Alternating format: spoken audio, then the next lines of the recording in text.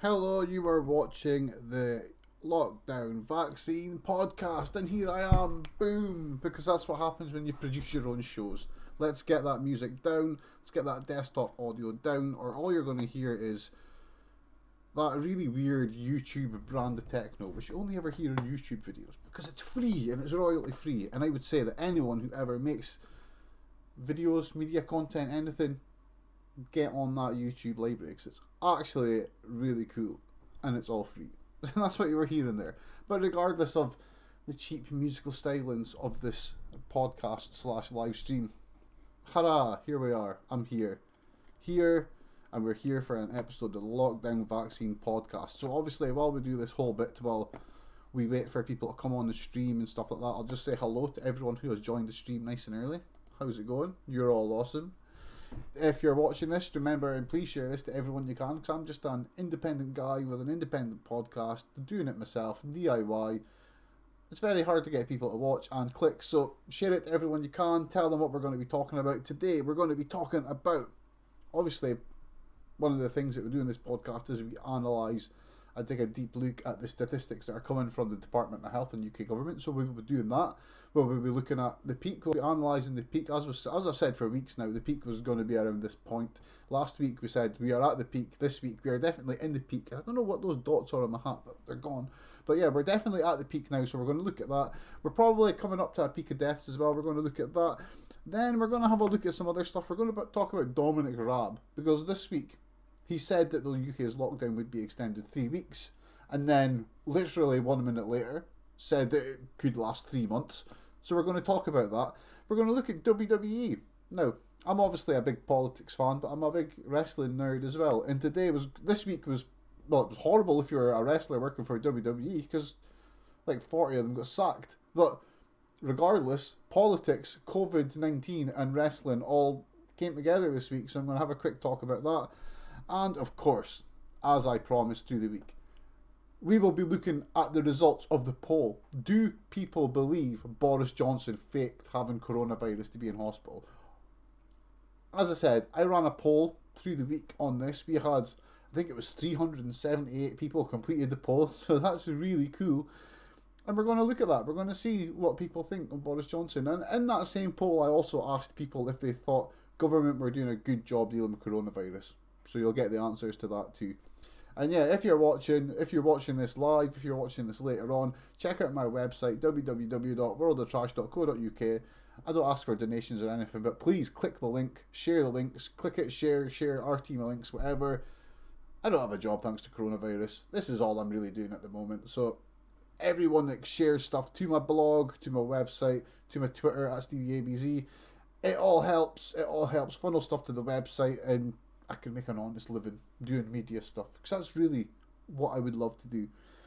But that is not what I'm not here to talk about my future. We're here to talk about the past week of coronavirus. So let's get right to it. Let's get the totals on screen. So what you see on screen now below me, or is it there? Let's see if I get this right. Is it there? Yeah, hey, see, everything's backwards on my screen. It's there, down there. So here we can see the totals for the last week. So in the last week, the UK government claims it has tested 84,946 people. Now, I've started with the test stat because that is the stat that is the most wrong. That is total bollocks. As I've said for weeks and weeks and weeks now, government are trying to muddy the waters with the testing stat to such a point where they brought on a new stat that's 100k higher than the stat they were always using, and they've started using that and conflating it. And even then, like, when I say government have tested 84,946 people, that statistic is not right. Like, because obviously every day I've got spreadsheets. I take the stats that are produced by government, I put them into spreadsheets, I reconcile them, I see what the differences are, and I see if the numbers match what government are saying. Remembering that this is government stats, so they should match.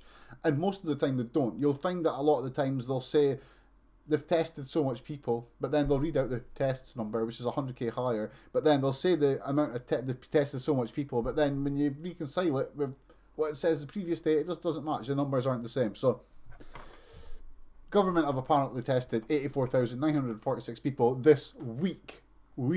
7 days. Remembering that this is the 18th of April, Matt Hancock said by the start of May we would be testing 100,000 people a day. Not a week, a day. We can't even test 100,000 people a week yet. And yet, in 12 days' time, the UK's capacity for testing is going to be 100,000 a day. Sorry, Matt Hancock is talking a massive amount of shit, because it's impossible how he thinks he's going to get the amount of tests that's happening in the UK and coronavirus from 84,946 per week to 700,000 per week blows my mind. I would love to know what the fuck is going on in Matt Hancock. Handcake? Be as well, he's a hand job, that's what he is. It is very easy for me to go off on angry tangents at the moment, because I am so furious about what's happening. To people joining on Periscope, what's up? Give me a hello if you want. Please don't run away, because you get that thing on Periscope, you say hello to people and they run away. Don't do that. I love chatting. Yeah, so let's move straight along. So, in the total, the running total, this is the all-time total. The people tested by UK government / Department of Health is 341,551 people in total. Now, like I said, that total goes back to the start of March. No, sorry, I've got the testing numbers in every single tweet that's publicised, and they go back to, I think it's February or the end of January. So if you consider that this 341,551 number is tests over the last 3 months, and Matt Hancock thinks we're going to do double that in a week, blows my mind. Sup, Turf Tiny, sup. It's a tongue twister of a name, but hello. Please, you can do what you want, actually. Let's move along. Let's look to the positive cases now. So, in the last week, from the 84,946 people that government have tested, 34,934 people have tested positive for coronavirus. So that takes the grand total up to 108,692 positive cases of coronavirus in the UK. Remembering that these numbers only come from the test numbers, and we barely test anyone. We're not testing people that are working in shops, we're not testing most of the NHS, we're not testing care workers, we're not testing everyone. So the amount of people who actually has coronavirus is probably 10 times that number. But to be honest, we could just spit numbers. We could just say, oh, it's actually bazillion people, because the government are just not giving us statistics and they're not testing people, so we can't verify this. But according to government, what government want us to know is that 34,934 people in the last 7 days tested positive for coronavirus. So, I mean, bizarrely, this is the peak. So, at the moment, whilst we're at the peak, this is the amount of positive cases we can expect a week. So, I mean, there's this talk of us being at the peak, which I'm fully convinced we are, and I've said that for weeks that it was going to be around this time. But then, let's look at it this way. The peak is going to be 34,000, nearly 35,000 cases a week. So, is this peak really such a good thing? Is this peak here to protect us? Is this peak here to stop us actually catching coronavirus? Or is the peak generated to just slow it down, so we all catch it in a nice orderly way? Think about that one. Now, finally, we've got the death number. So, in the last week, government have reported, now remember, this statistic is only people who have died in hospital. People who were first hospitalised for COVID-19 and who were registered as dead in hospitals. This doesn't include the thousands of people that have died in care homes, or the tens of thousands who have died in their homes or anywhere else. Including, like, at the moment, like, a heart-wrenching, like, a situation that's happening in my life, and it's actually really disgusting. It's my grandma, I've said before, she's been quite ill over the last year. She's really ill, and it's really getting quite sad now. So I think we're coming up to the end, basically. But what's happening is NHS, like, a couple of months ago, she was just as ill, right? And the NHS did absolutely everything for her. They looked after her, they got her better, they had her in intensive care, they had her in a room, then they got her respite care and got her back up. Now, in the last couple of weeks, she's had issues, complications with diabetes. This is, what was it? Not diabetes, epilepsy. And apparently it's linked to toxins that have been building up in her kidneys, because her kidneys just don't work properly now.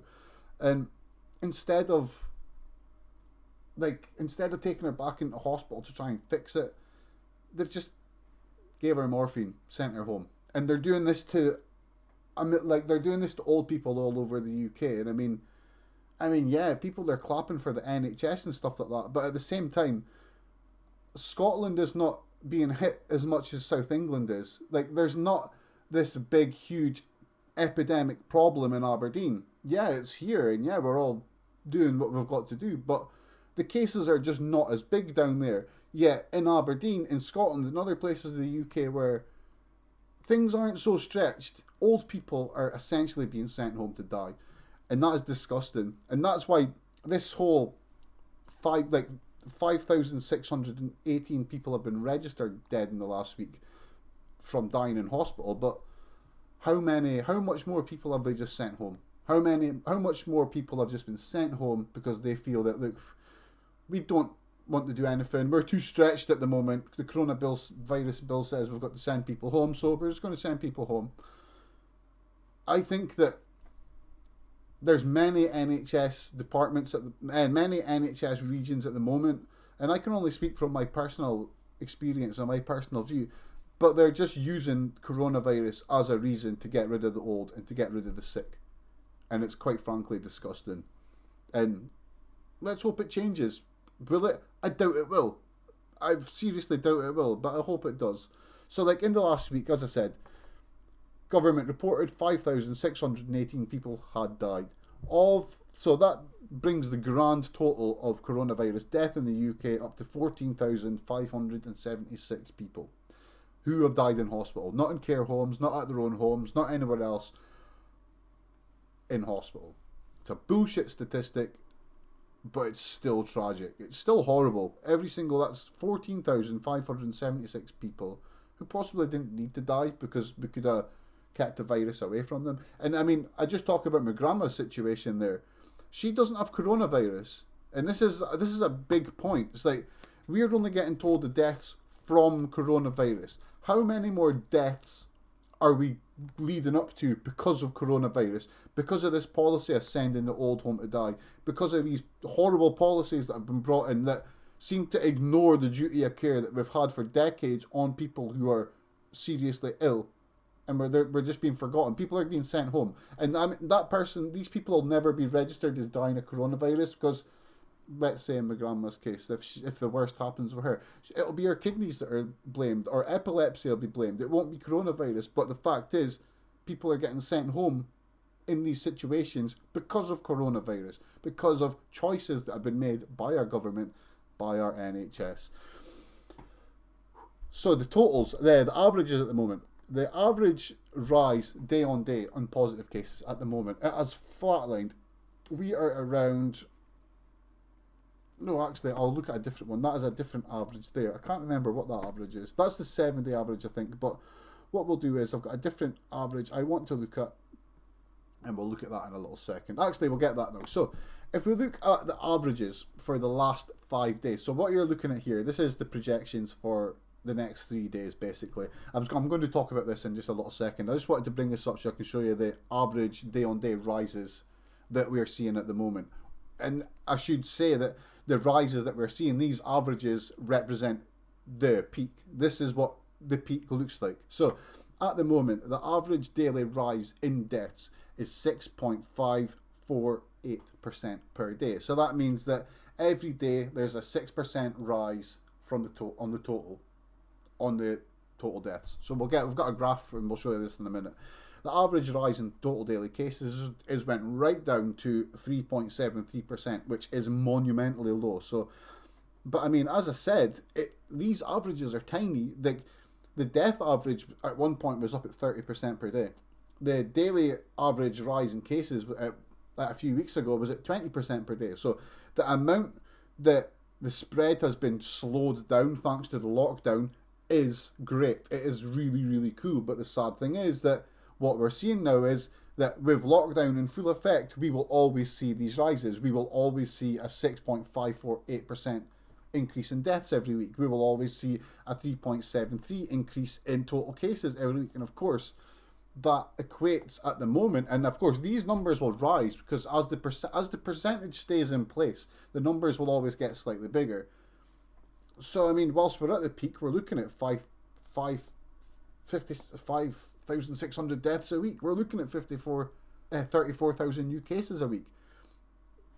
So my question from this bit here is, should we be happy that we are at a peak, or should we be looking to not be at a peak, because a peak indicates that it's probably going to go back up, because like where we're at now, if the peak was to end today, if the lockdown was to end today, we would go back up to 30% deaths per day, 20% cases today, because there's nothing in society to stop the spread.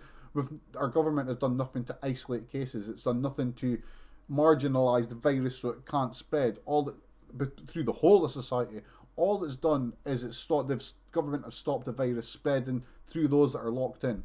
Now, that's fucked up, because it basically means that the spreaders in society now are our key workers and the people who are there to protect us. It's it's a really, really disgusting situation, if you ask me. So let's look at the averages, where we're at, and let's look at the peak, because I'm always talking about this. So let's talk about this. So what we've got on screen now here is the day-on-day rise in total positive cases between the 1st of April and the 17th of April. So it's basically for the last 7 days, all going on the government's reported stats.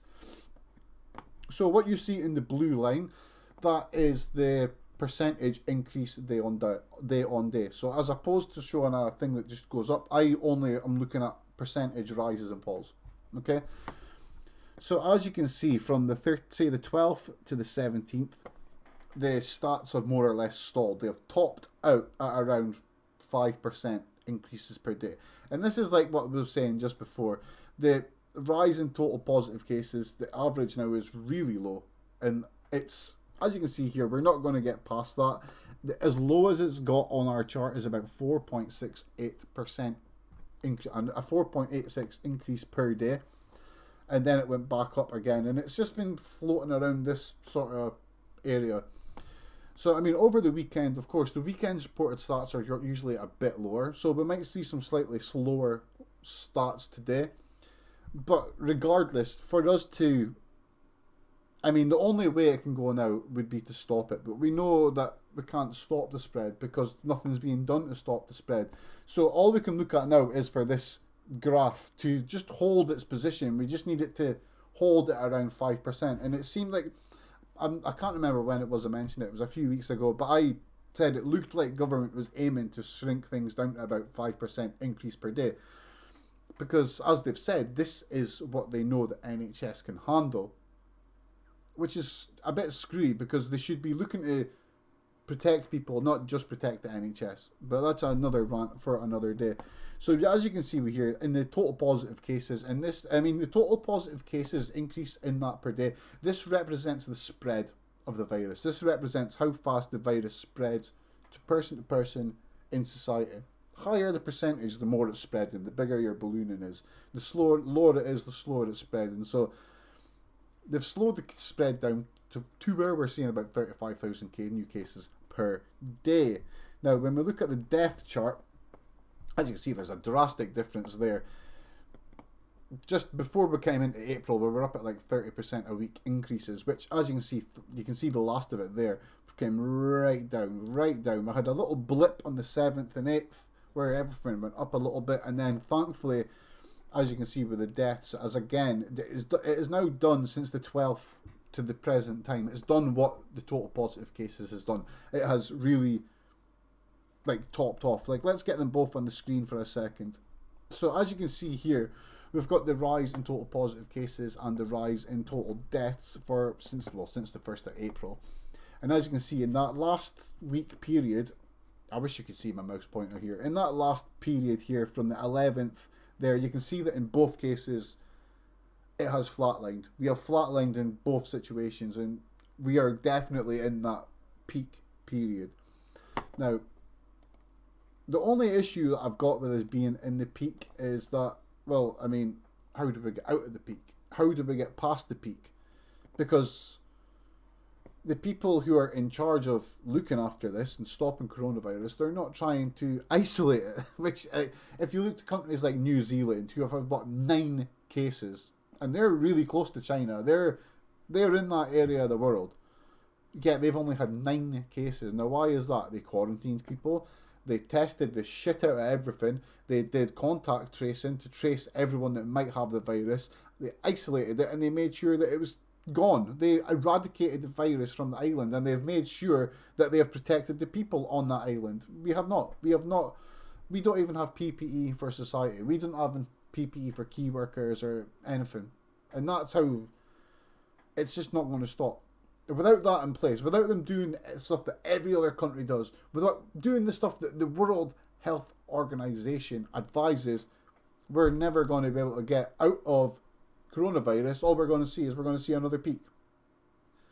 So, I think it's interesting that they're calling this the peak, because, I mean, if we look, like, what is a peak? A peak is a high point, right? In statistics, a peak is a high point. Now, I don't know if it's just the way that I'm presenting the data or the way they're talking about it, but we should be looking at troughs, not peaks. We need to be looking at troughs in the data. We need to be looking for when everything is low, not when it's at its highest. Because as we can see here, like the peak for deaths was 30% rise per day. It's a bit weird. But I mean, obviously, you've got to remember that I am looking at this in percentages as opposed to like a cumulative scale that they use with government. So lastly, on the statistics, let's look at my projection for the next 3 days. So this is a projection for the 18th, 19th and 20th. It is all based on the Department of Health's averages, statistical averages for the last 5 days. So the last set of predictions are done, which obviously ran out yesterday.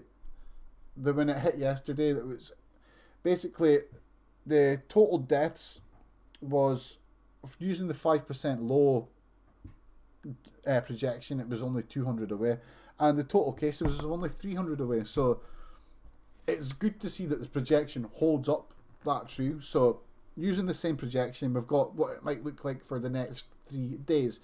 If you might remember in past podcasts, I did 5-day projections and 7-day, but I would always say that after 3 days they'd probably fail. So rather than just keeping to do that, I just decided to do the 3-day projection. So based on a current average daily rise in deaths of 6.54% and an average daily rise in total cases of 3.73%, these are the projections for the next 3 days. So for April the 18th, we're looking at maybe an increase of around 900 deaths. So remember that is the high. What you see in the white, the total deaths, 15530, that is the high number, and 14754, that is the low end guess. So it'll be somewhere between these two deaths. So let's see. We're looking for a maximum daily increase of around 954 on the 18th, 19th 1017, and on the 20th 1084. So I mean, by the 20th, if all keeps going the way it is, we're looking at a total death count of around 17,500, around like 1700,000 ballpark. And by the 20th of April, we'll be looking at around maybe 120,000 positive cases.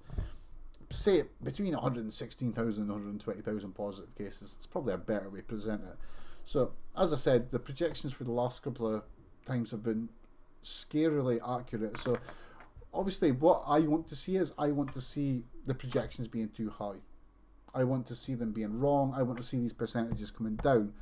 My personal gut feeling on the stats we're seeing at the moment is that they're going to continue. I don't think they're going to go any lower than we're seeing it. I think they're just going to flatline. My reasoning for this speculation is, as I said a million times, there's no proper testing, there's no proper PPE. Government is not doing stuff to stop the spread of it. We're just watching it. We're monitoring it. We're making sure that too much people don't get put to hospital and go. That is really it. And that is that little cup of tea. Well, it's actually coffee. I don't even drink tea. So, who's all? Turf Tiny, Prapask Entertainment. What's up, people in the chat? I always forget that I've got WhatsApp as well. If you want to contact me via WhatsApp, the number is on screen there. Feel free to contact me. So let's get the next bugger up on screen for the next segment. We're going to talk about Dominic Raab. Dominic Raab. Now, if you don't know who Dominic Raab is, he is currently the acting Prime Minister. So this gimp is apparently in charge of the UK at the moment. Although he's not really doing anything, because the Tories at the moment seem to be scared of doing anything. They're not making any decisions. All they're really doing is that the Downing Street briefings are a total joke now.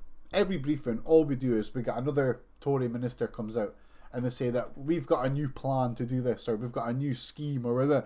They always come out with these new schemes. They can't just say, right, we're going to get the testing done, we're going to make sure the PPE is done. They just come out with crap. And of course, yes, I mean, one of the stories this week, and this is a little of a tangent, this is not about Dominic Raab. One of the stories this week leading into the weekend was that the NHS in England is going to run out of medical gowns in hospitals over the weekend at some point. So, I mean, logically, if you're in a government, you're like, fuck, we need to get gowns now. We need to contact every person that can make gowns. We need to textile places. Let's find the places that can make this and get them done ASAP. Let's not think about what their allegiances are. Let's just get gowns. Gowns. Let's get the money out. Gown. Get gowns. What did the Tory party do? The Tory party, rather than going to any company in the UK that could make gowns, they chose to only go to Barber or Burberry. Of course, both companies that are designer clothes companies that have donated to the Conservative Party in the past. Yet again, Tories are letting their conservative / Brexit ideologies come into play when dealing with COVID-19. This should not be a partisan issue. This should not be a case where the Prime Minister of a UK is deciding not to help people in a certain way because the people that can do the help easiest didn't support him in this campaign. Like, for instance, the issue with the incubators. There's been a lot of companies telling government they can make incubators for them. But who did they go to? They went to that fucker Dyson, who's ran away from the UK when he realised Brexit's not going to work. He went to Dyson, who then said he couldn't make them anywhere or some shit like that. It's like, why did they not go to the tens of companies in the UK who would have done it quickly and probably cheaper?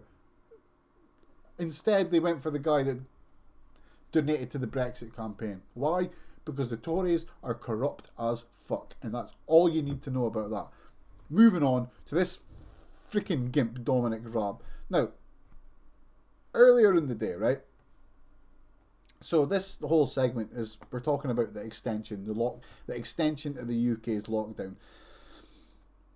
Now, by the time Dominic Raab took to the stage on, I think it was Tuesday or Wednesday, we already knew that lockdown had been extended for the simple reason that we were all still in lockdown and we were now into week 4. So we knew the lockdown had been extended because we're experiencing it, and if we go out, we'll get arrested. Dominic Raab takes to the stage. He says, we have decided that there's going to be a 3-week extension onto the UK's coronavirus lockdown. Now, comically, this idiot did not mention the date the lockdown started or when it would end. He just said it was a 3-week lockdown. So instantly, me and the people that I speak to, we were like, wait, so what, does that start today? Does that start at the end of the last 3-week period? Like, what does that actually mean? And they've not clarified it. We don't know when the 3-week period started or ended. It may have started when he announced that. We just don't know. They've not told us, which is a sign of a absolutely inept government. But then, what happened afterwards, I found was probably more important, because we got a really big admission. So I'm going to play this little video, and I'm going to let me... Hey everyone, Steve here. How's it going? Yesterday, Laura Kuenssberg was absolutely destroyed on social media, and I personally have no idea why. Because not long before she was attacked on social media, she directly asked Dominic Raab at the April the 16th daily briefing how long people in the UK could be looking at being locked down. Would it be 3 weeks? Or would it actually be 3 months? And in reply, Dominic Raab said this. Of when the restrictions might start to lift. As you said yourself, in other countries, people have been told when and what to expect. From what you know now, is it more likely that we're looking at another 3 weeks or maybe another 3 months? Well, the Prime Minister had said at the outset that it would take 3 months to come through the peak, and I think that broadly is still the outline. As we see... So, how do I come off of that, right? I mean, literally minutes after Dominic Raab announced a 3-week extension, Laura Kuenssberg managed to get that admission from him. Now, this is really quite annoying and possibly disturbing, is that before Laura Kuenssberg, like that question there, that was her follow-up question, right? As soon as she asked that follow-up question, this ridiculous hashtag Laura Kuenssberg campaign came out of nowhere, attacking the living shit out of her. I have never seen people get attacked like this for just asking a question. And then, of course, because it's Laura Kuenssberg and there's all these people that think they're activists, but they're just addicted to fucking arguing on Twitter and addicted to trolling, thinking they're doing a good thing, but no, they've just been brainwashed into being idiots. They all latch on it because they're like, oh, we're the best left-wing activists. Laura Kuenssberg's a bitch. Boo, Laura Kuenssberg. And everyone seemed to overlook this answer she got from Dom. People were like, oh, she just asked another question the same as everyone. Blah, blah, blah, blah, blah, blah. And I don't know if this is deliberate. I don't know if, like, someone was unhappy that Dominic actually answered that question and answered it in such a stark and just worrying way, or if it's people that actually just have an irrational hate for Laura Kuenssberg. I mean, hey, hands up here. I have been angry at Laura Kuenssberg. I don't know Laura Kuenssberg, so it's a bit stupid for me to be angry, but I've been annoyed at the way, as a public broadcaster and as the head political reporter for a public broadcaster, she has presented information. There's sometimes I've thought it's totally insane. But I think that this sort of trolling her and just attack because you don't like the way she's doing it is just fucking ridiculous. And it's being exploited because it was exploited. There's no, like, I've looked through a lot of the accounts that started attacking Laura Kuenssberg at that very moment. It took a while, but I did look at it. And there's so many of the accounts that are just trolls. They're just troll accounts. And then, of course, after so many troll accounts post it, there's people with influence. You get people that have got like maybe 10,000, 20,000, 50,000. They started catching on. They started seeing the hashtag. And then when they see the hashtag, they're like, oh, there's a new hashtag. I need to get on this so I can ride that wave of engagement. So they start throwing the hashtag out and attacking her, not knowing what they're attacking her for, because most of the people that are doing this attacking didn't even watch the briefing. And it's really sad, because if they did watch the briefing, they would realise that Laura Kuenssberg clearly asked Dominic Raab, Dominic, will the UK's lockdown last 3 weeks or 3 months? And the answer was very clear. Dominic said that, well, the Prime Minister's view on going through the peak is that going through the peak would take 3 months. Now, remembering that earlier on, government have already announced and they've already admitted that we are in the peak. We entered the peak this week, right? So it took us 3 weeks while lockdown for Britain to reach the peak. Now, if we're in lockdown in the lead up to the peak, and we're in lockdown now during the peak, it stands to fucking reason that we're not going to get out until the peak is past. Dominic Raab yesterday in that clip clearly told us that the peak will take 3 months to go through. This is the government's plan. And it really fucks me off that people jumped on to attack a journalist they didn't even let her finish what she was saying. What Laura Kuenssberg managed to obtain from Dominic Raab yesterday is potentially one of the most important facts on the UK lockdown that any journalist has managed to get from anyone in government. She got him to admit that the UK's lockdown could last until, June, July, August. That's the whole of summer gone. This year's 2020 is a write-off. Who would have thought that 2020 would have been a write-off? It's insane. And it's worrying that so many people just overlooked it. So my point of that segment is, don't jump the gun when people are asking questions. Don't just jump the gun on a journalist because you don't like them. I'm not a big fan of the BBC's political reporting. I'm not a big fan of ITV's ITN, ITV, their political reporting, because none of them are asking the right questions. But let them at least ask the questions, because sometimes they might ask something where the answer is actually quite important and people might miss the answer because they're too focused on being angry for no reason. It's another thing I put my hand up for. First thing in the morning. I love being angry in the mornings. But anyway, look at this. Boo this man. Boo this man. Boo him. Do you know who he is?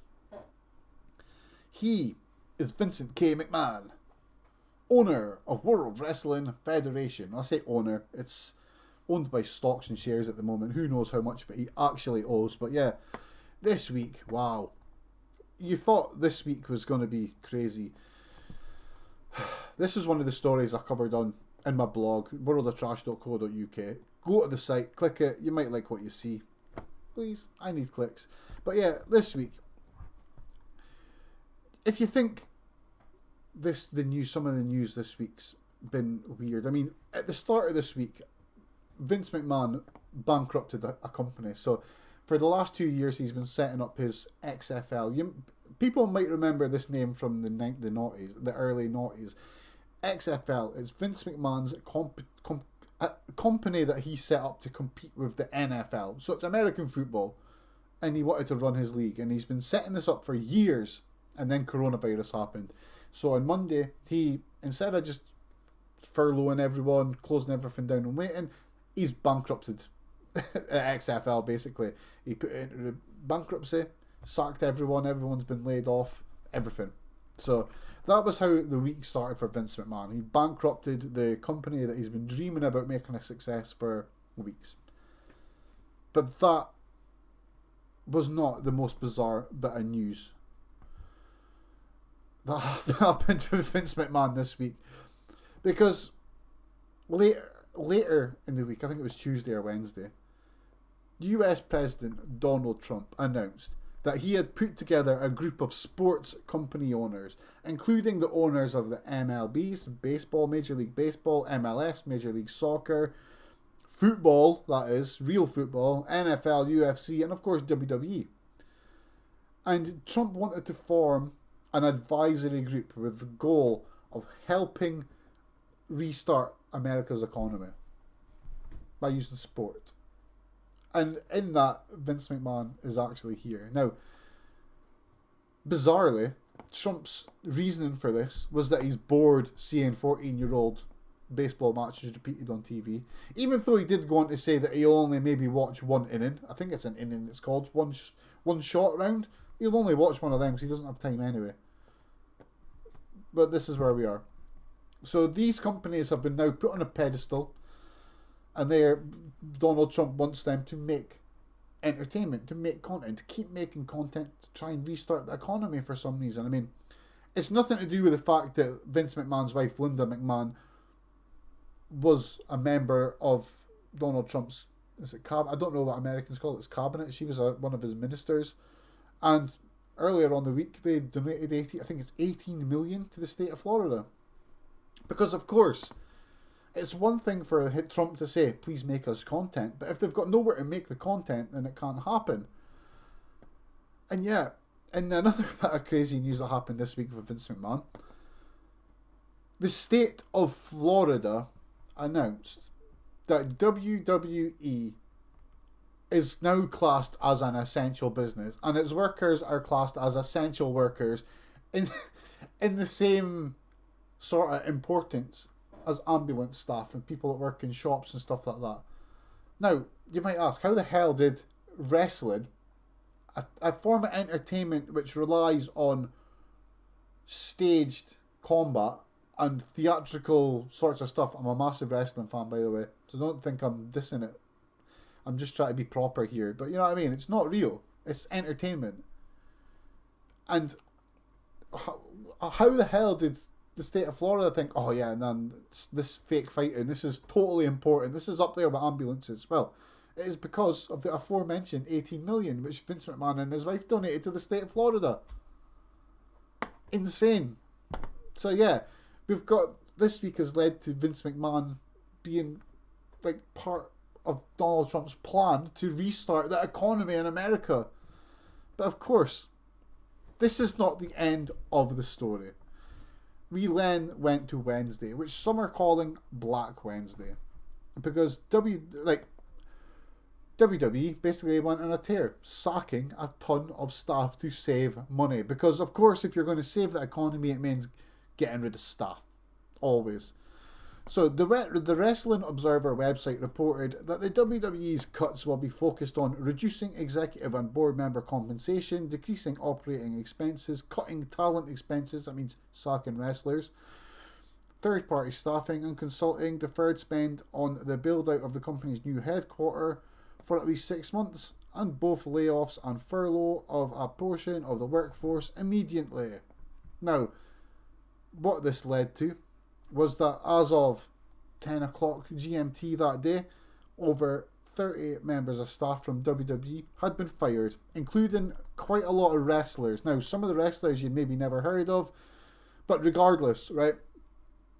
Wrestlers are independent contractors, right? And this is the point of this. This is what I'm wanting to get to, is this part here. Vince McMahon's a mentalist. We all know that. He can go fuck himself for I care. The important bit of the story is this. And it is the wrestlers which have been sacked. Because wrestlers are independent contractors. Wrestlers can only make money when they wrestle. And you can only wrestle, really, in most cases, when there's a crowd.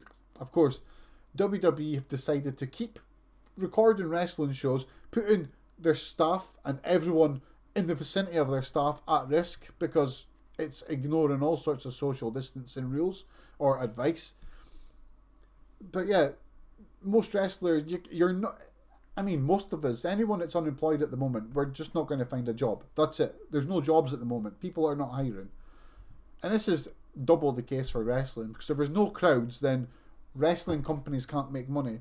There's only 2 wrestling companies at the moment that have been able to record stuff. One of them has recorded a load of stuff in advance because they know that it's safer for everyone.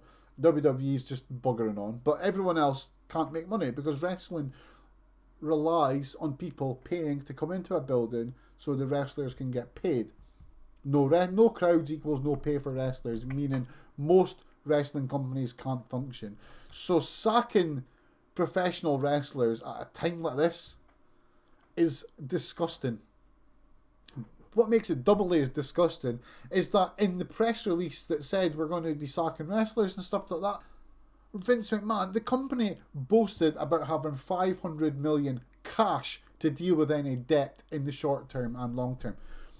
It's disgusting. They did not need to sack these people. But I mean, here's a list. I'm going to read a quick list. So this is all the main roster men that got sacked. Drake Maverick, he's from the UK. So, I mean, I've got no idea if he stays in America now. He's maybe got his green card or whatever, but it could be really bad for him. He posted a reaction to it and he was in literal tears. It was heart-wrenching. Joining the list was Kurt Hawkins, Carl Anderson, Luke Gallows, EC3, Leo Rush, Eric Young, Heath Slater, Aiden English, Kurt Angle, Olympic gold medalist, Eric Rowan, Primo Epco, Mike Kanellis, whose wife was also sacked, who also worked for the company. Husband and wife sacked in the same day. Good company, eh? Zack Ryder, he got sacked. And No Way Jose. And the women's thing, you got Sarah Logan, obviously, Maria Kanellis, as I just mentioned. A ton of backstage staff got let go. Now, it should be said that I have a feeling like the WWE did say a lot of people have been furloughed. The list here seems that they've been furloughed as opposed to sacked, because as soon as they start running any live shows again, they're going to need these people back, because this is their producers, their agents, and the people that help make the shows. So it's like Billy Kidman, Pat Buck, Sarah Stock, Sean Devari, Scott Armstrong, Mike Rotunda, Fit Finlay, Lance Storm, Shane Hills, Mike Yoda, a referee who's been there over 30 years. Like, seriously, Mike Yoda has been at WWE forever, as has Norman Smiley. Andrea Listerberger, I had no idea who she is, but she's a writer that wrote one of the current best stories. And from NXT, we had Deonna Purrazzo, Alexander, Josia Williams, MJ Jerkins, who I've got. These are all low cards. You would never see them even on TV. Add to the list Tino Sabatelli and a few other people that were mentioned overnight. And what's happened is, as I said, it was called Black Wednesday. None of these people here, like especially the wrestlers, well, none of them people there, it is going to be impossible for any of the people I just mentioned to find work. Like, there's no work for them to find. And it's a real scumbag move for a person that calls himself a billionaire to boast about having 500 million in the bank to deal with debt, to then pull that bullshit. I just wanted to talk about that. I just wanted to get that off my chest. If you want to read about it, you can check the blog. It's at worldoftrash.co.uk. Most stuff I'm talking about is on my blog, worldoftrash.co.uk. All there. It's all there. And lastly today, did Boris Johnson fake having coronavirus to get into hospital? Did he or did he not? That is a question I asked the world, apparently, on Sunday, and by hell, it was the most popular blog I have ever written. It received over 30,000 views, which I cannot believe. I genuinely did not think people viewed websites anymore. I didn't realise people actually read blogs, but no, 25,000 people. And it just, like, the traffic, the amount of traffic I had at worldoftrash.co.uk for this story shows you how many people possibly just don't believe the story. I thought I had a funny picture of Boris Johnson here, but I don't. Oh well, fuck him. It just shows you how many people don't believe the story. So, I mean, let me quickly go over the blog and what I wrote about it, because it's a long story, but we can sum it up quite quickly. So, on Saturday, the 11th of April, UK's Prime Minister Boris Johnson told doctors and nurses of St Thomas's Hospital that I owed the coronavirus doctors and nurses my life after he was hospitalised with suspected coronavirus.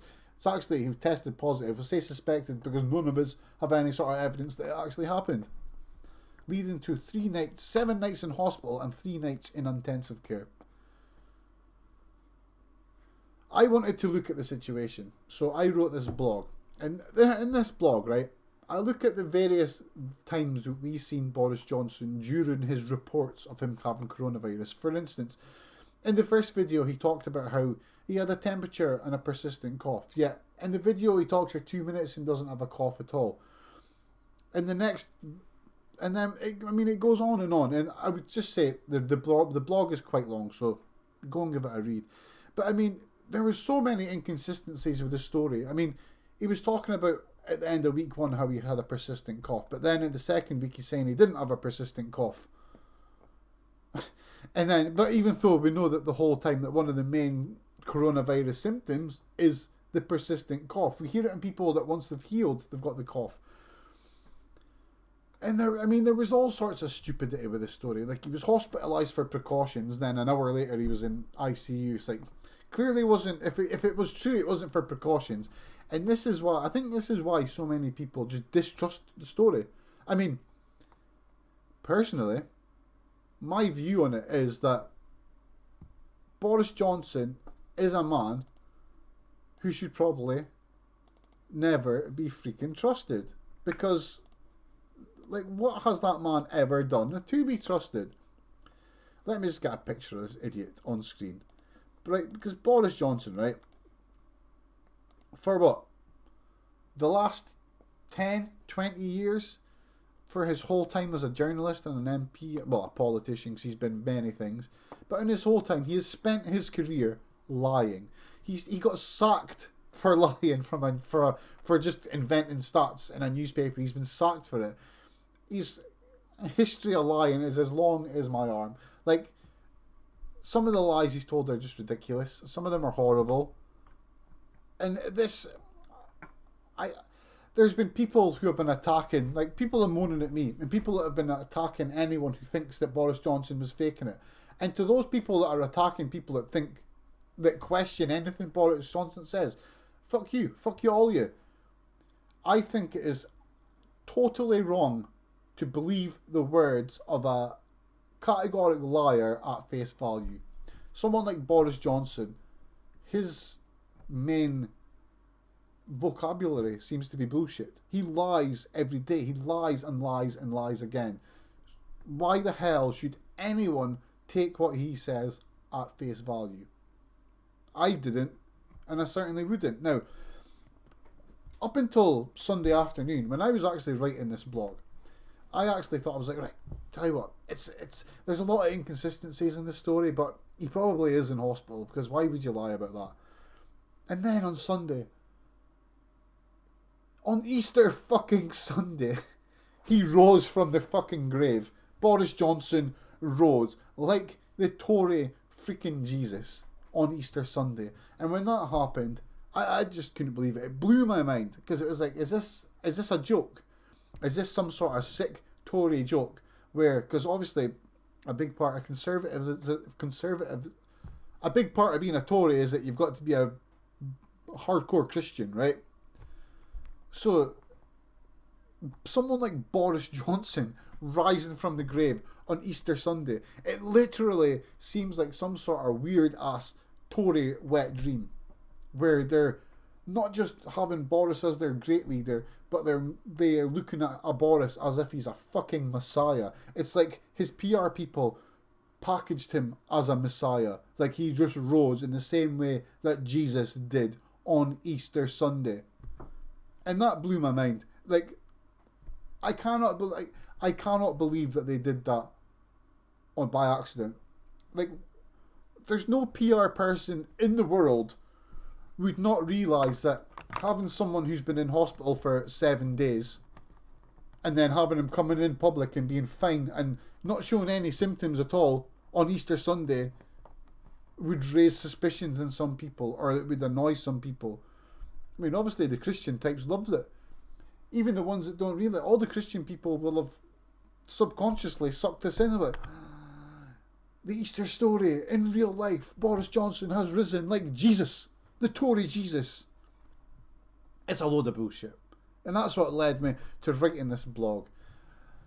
And after I saw the reaction to the blog, I was like, holy shit, no way that so many people distrust Boris Johnson. I wanted to find out exactly what sort of percentage of people who were viewing my website from the UK actually believed that Boris Johnson was in hospital. So, I created a poll.